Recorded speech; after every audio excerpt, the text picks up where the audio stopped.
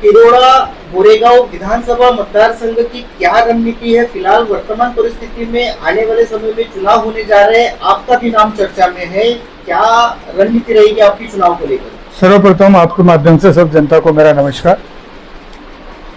गोरेगांव और तिरोड़ा विधानसभा क्षेत्र ये भाजपमय क्षेत्र हैं और यहाँ विकास के दृष्टिकोण से हमने बहुत सारे काम किए हैं, इसलिए आने वाले परिस्थिति में भारतीय जनता पार्टी का ही उम्मीदवार जीतेगा, ऐसे मैं आपको 100% गारंटी के साथ में आपसे कहना चाहता हूँ।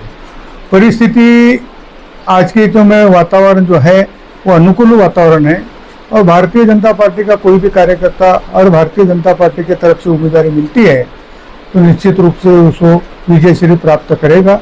इसलिए मैंने भी तिरोड़ा विधानसभा क्षेत्र से भारतीय जनता पार्टी को उम्मीदवारी मांगी है। सब वरिष्ठ नेताओं से भी मेरी चर्चा हुई है, सामान्य कार्यकर्ताओं से भी चर्चा हुई है और उसमें मेरे को थोड़ा पॉजिटिव लगता है। क्षेत्र का प्रतिनिधित्व आपने किया हुआ है, बतौर विधायक यहाँ से आपने कौन कौन से विकास कामों को गति दिलाने का काम किया, विकास काम करने के काम किए? मैं इसके पहले गोरेगांव विधानसभा क्षेत्र का नेतृत्व किया, भारतीय जनता पार्टी का विधायक करके मैंने काम किया। उस समय मैं सर्वप्रथम ये क्षेत्र जो है ये किसानों का बहुमूल्य क्षेत्र है, इसलिए खेती की फसल अच्छी होना चाहिए, यानी किसानों को उसका फायदा होना चाहिए करके सबसे पहले मैंने सिंचन की व्यवस्था के तरफ खूब ध्यान दिया और उस समय कटंगी और कल्पात्री ये बड़े प्रकल्प शुरू करने में मेरी ज़्यादा कामयाबी रही और मेरे प्रयत्न को यश भी जरूर मिला है।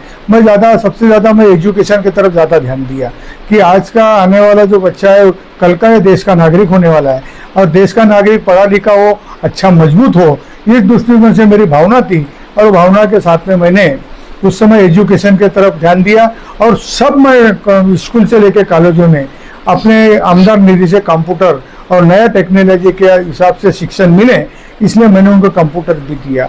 स्वास्थ्य के हिसाब से भी खूब ध्यान देने का मैंने प्रयास किया और ये जो भी नए लड़के हैं इनको भी खेल कूद में अच्छा प्रोत्साहन करने का मैंने अपने विधायक काल में मैंने काम किया हूँ। रोड रास्ते के काम तो विकास के काम होते ही रहते हैं, ये सातत्य से हमने शुरू करने का काम किया है।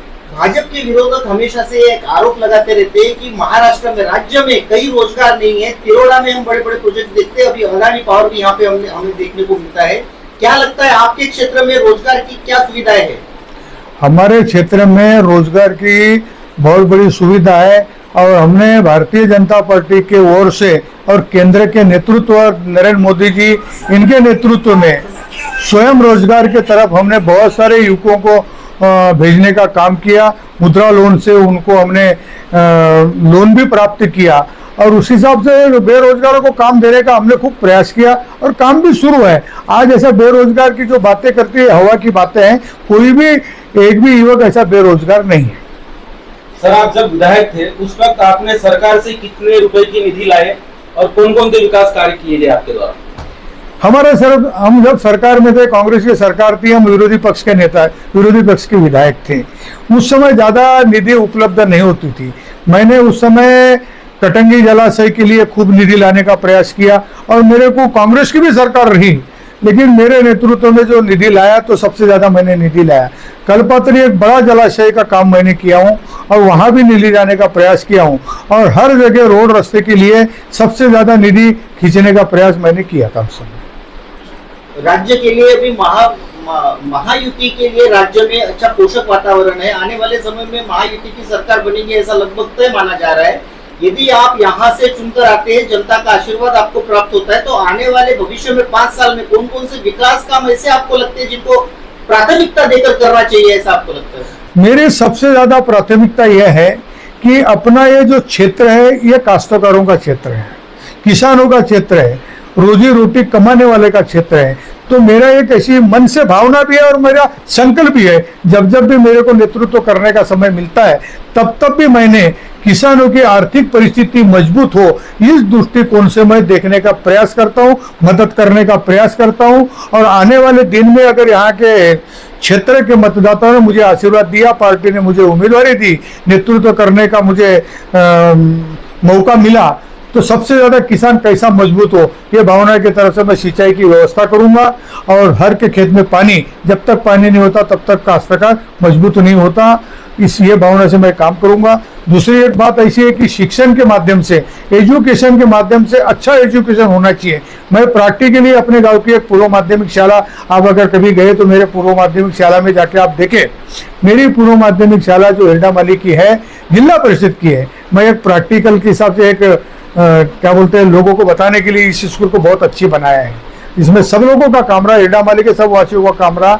जिले में नंबर 1 की स्कूल है।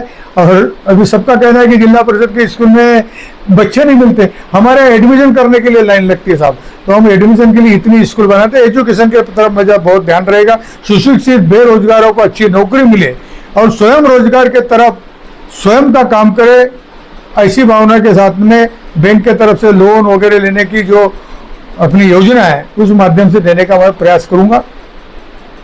लाडली बहन योजना की सक्सेस हो पाएगी कैसे?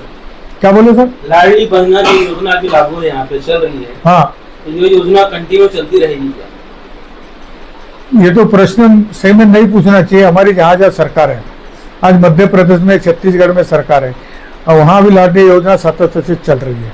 और जहाँ जहाँ लाडली योजना हमारी सरकार थी, कर्नाटक वगैरह में सरकार आने के बाद में कांग्रेस के लोगों ने उनको बंद की।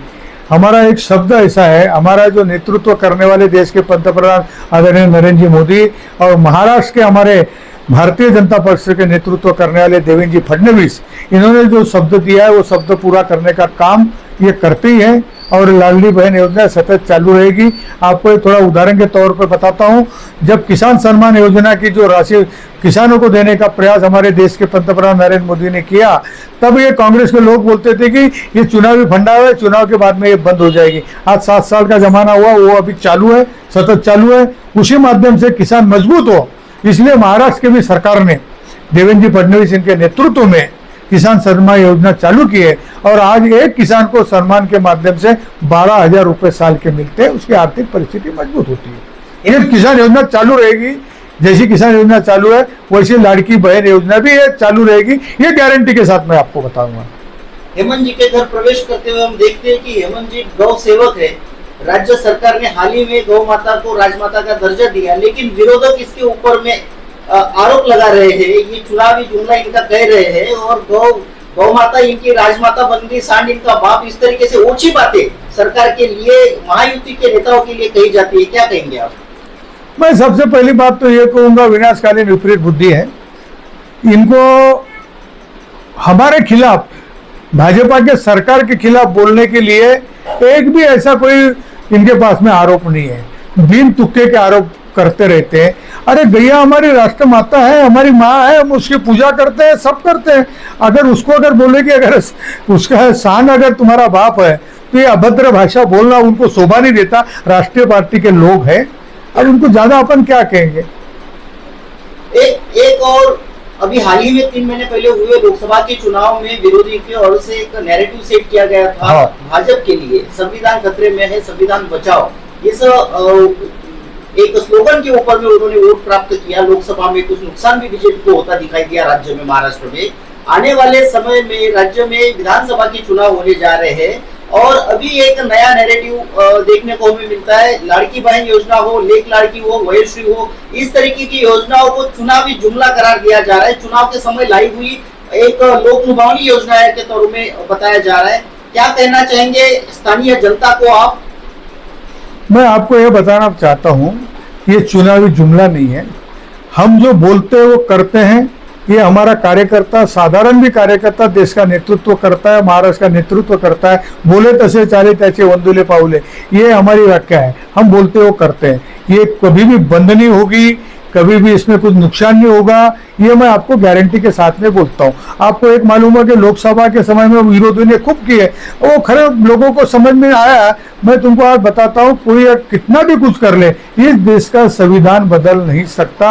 ये हमको तो मालूम है, वो कांग्रेस वालों को भी मालूम है। लेकिन हमारे देश के मतदाताओं को भूलताप देने का और मतदान लेने का जो उन्होंने फंडा चला है, उसमें वो सक्सेस हुए। हम उसको क्लियर करने में कहीं तो भी कमी पड़े, ये मुझे लगता है। आज 400 पार का जो नारा था, 400 पार का इसलिए नारा था वो कि अगर देश में अगर सक्षम और अपने देश को मजबूत बनाना है विश्व में रिकॉर्ड बनाना है, विश्व गुरु बनाना है, तो उसके लिए कोई भी अगर नियोजन में कोई भी विधेयक लाने के लिए 400 के अगर पार हो गए तो अपने को ज्यादा मजबूती मिली है और पूरा देश, अपना पूरा भारत देश राष्ट्र का नेतृत्व कर सकता है। ये शक्ति बनाने के तैयारी में 405 का नारा अपन ने दिया।